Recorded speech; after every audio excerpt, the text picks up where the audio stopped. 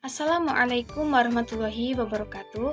Izin memperkenalkan diri, nama saya Nurifda Qoturnada Soli dengan NPM 23111001009, Program Studi Pendidikan Guru Madrasah Ibtidaiyah kelas J semester 4.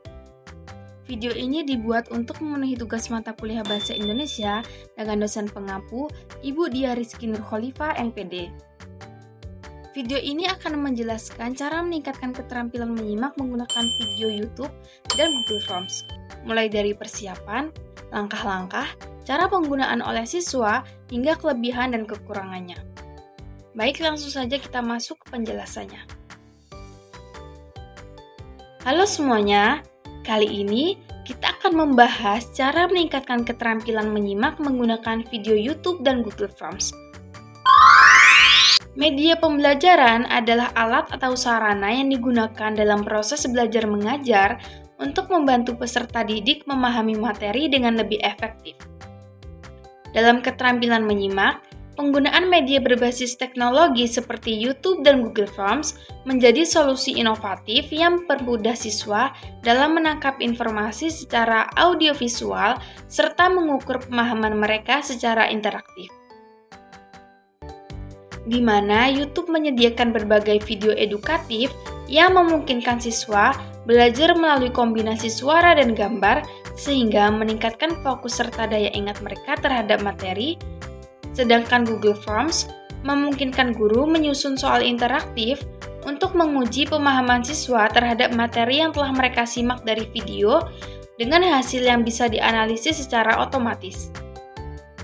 Dengan kombinasi kedua media ini, keterampilan menyimak dapat dikembangkan secara lebih menarik, fleksibel, dan efektif sesuai kebutuhan pembelajaran.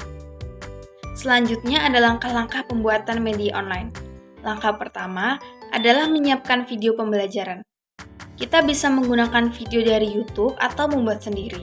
Jika menggunakan video yang sudah ada, cukup cari dengan kata kunci sesuai materi, misalnya cerita fabel bahasa Indonesia untuk MI atau SD.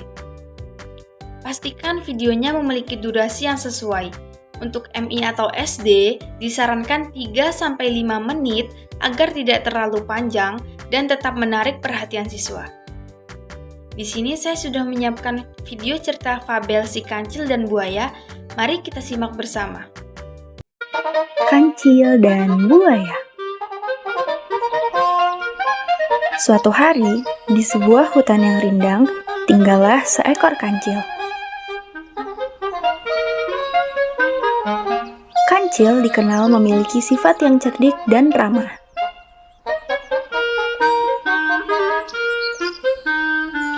Setiap pagi, kancil selalu menyusuri hutan dan menyapa semua hewan. Semua hewan yang ia temui di hutan mengakui kecerdikan dan keramahannya.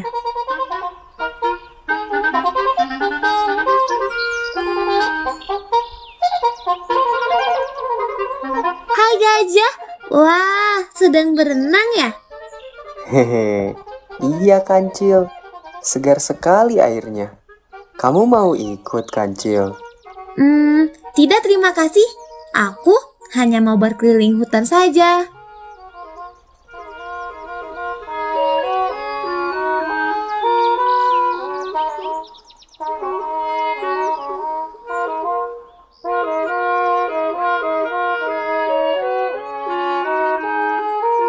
Berjalan menyusuri hutan membuat perutku terasa lapar. Aha, aku punya ide. Hari ini aku akan mencari makan di tempat yang jauh dari rumahku. Mungkin aku bisa menemukan yang lebih lezat dari biasanya. La la la la la. La la la la la.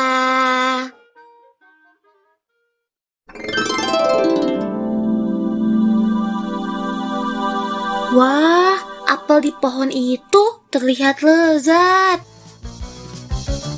Seru kancil senang sambil berlari menuju pohon apel itu.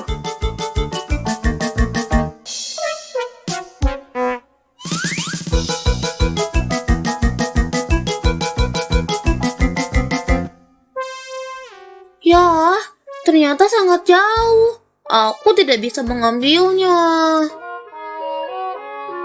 Apalagi air sungai ini deras sekali.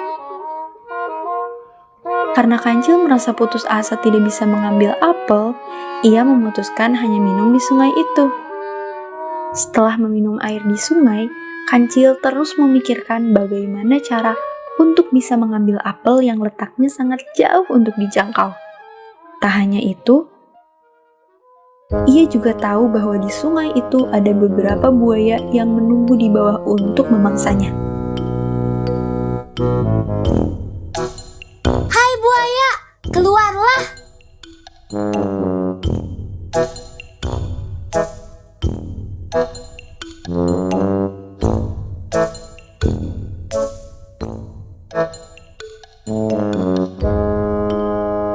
Halo Kancil, ada apa? Apa kamu mau menjadi makan siangku? Buaya-buaya pun menertawakan Kancil.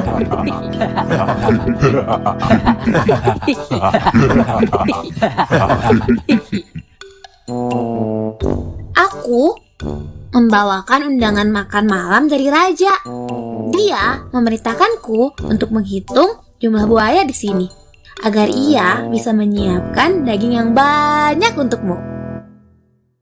Apa itu benar Kancil? Tanya buaya ragu. Tentu, kemari dan berbarislah agar aku mudah untuk menghitung kalian. Buaya segera menuruti perkataan Kancil untuk berbaris. Dengan segera Kancil melompat ke punggung buaya sambil pura-pura berhitung.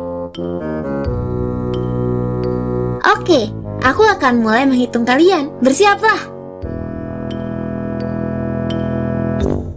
1, 2, 3, 4, 5.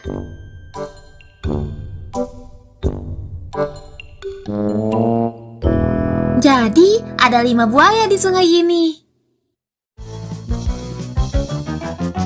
Berkat buaya, Kancil tiba di seberang sungai dengan selamat. Ia berlari kencang meninggalkan para buaya sambil tertawa. Terima kasih buaya. Berkat kalian, aku tiba di sini dengan selamat.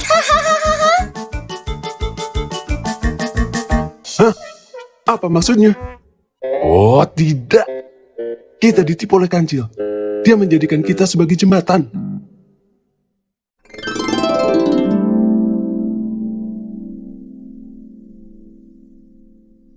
Apel-apel itu tampak lezat sekali. Aku tidak sabar memakannya.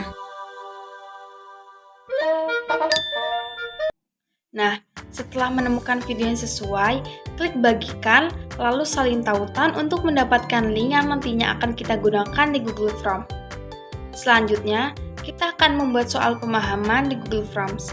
Pertama, masuk ke Google Forms dan buat formulir baru. Selanjutnya, tambahkan judul dan deskripsi soal. Misalnya, latihan menyimak video fabel bahasa Indonesia. Lalu, jelaskan instruksinya seperti tonton video dengan seksama, lalu jawab pertanyaan berikut. Sekarang kita akan menambahkan video. Klik ikon kamera, pilih URL YouTube, lalu tampilkan video yang sudah disalin sebelumnya. Kemudian, buat pertanyaan yang berkaitan dengan isi video, misalnya pertanyaan pilihan ganda, siapa tokoh utama dalam cerita fabel ini? Atau isian singkat seperti apa pesan moral dari video ini? Dan jangan lupa mengatur formulir ini sebagai kuis dengan mengaktifkan opsi jadikan ini sebagai kuis di pengaturan. Ini akan membantu menilai jawaban siswa secara otomatis jika menggunakan soal pilihan ganda. Dan yang terakhir, salin link Google Forms dan bagikan ke siswa melalui WhatsApp atau Google Classroom. Selanjutnya, yang ketiga, ada cara pengoperasian oleh siswa. Bagaimana sih cara siswa menggunakannya? Nah, yang pertama, mereka akan menerima link tugas yang dibagikan melalui WhatsApp atau Google Classroom sebelumnya. Kemudian, siswa akan menonton video dengan seksama karena semua soal yang diberikan berkaitan dengan isi video. Setelah itu, siswa menjawab pertanyaan di Google Forms sesuai pemahaman mereka terhadap isi video. Jika soal berbentuk pilihan ganda, sistem akan langsung mengoreksi jawaban secara otomatis. Namun untuk soal esai, guru perlu mengecek dan menilai jawaban siswa secara manual. Yang keempat, ada kelebihan dan kekurangan metode ini. Metode ini memiliki beberapa kelebihan seperti yang pertama, mudah diingat tanpa perlu aplikasi tambahan. Yang kedua, bisa digunakan kapan saja tanpa batas waktu. Yang ketiga, video membuat pembelajaran lebih menarik. Yang keempat, soal interaktif langsung dinilai otomatis. Namun, ada juga beberapa kekurangan yang perlu diperhatikan. Yang pertama, membutuhkan koneksi internet yang stabil. Yang kedua, jika soal esai, guru harus menilai secara manual. Dan yang terakhir, tidak semua siswa mungkin nyaman belajar dengan video. Kesimpulan dari metode ini adalah menggunakan YouTube dan Google Forms untuk pembelajaran menyimak adalah cara yang efektif dan interaktif. Siswa dapat memahami materi dengan lebih baik melalui audiovisual, sementara Google Forms membantu mengukur pemahaman mereka secara langsung. Dengan persiapan yang baik, metode ini bisa menjadi solusi menarik dalam pembelajaran bahasa Indonesia. Semoga bermanfaat.